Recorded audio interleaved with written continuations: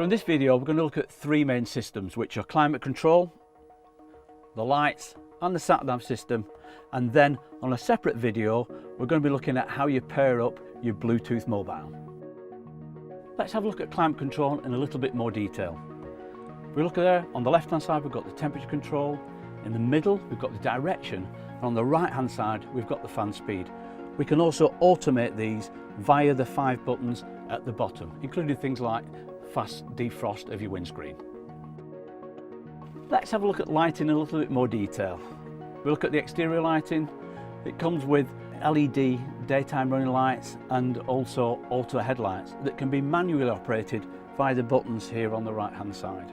When it comes to interior lighting, the vehicle's got a myriad of settings to get the ambient lighting perfect for you.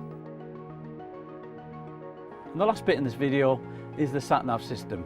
If you have the multimedia cockpit interactive, then you'll have the truck specific Tomtom sat-nav system, and it works very familiar, just the same as any other sat-nav system.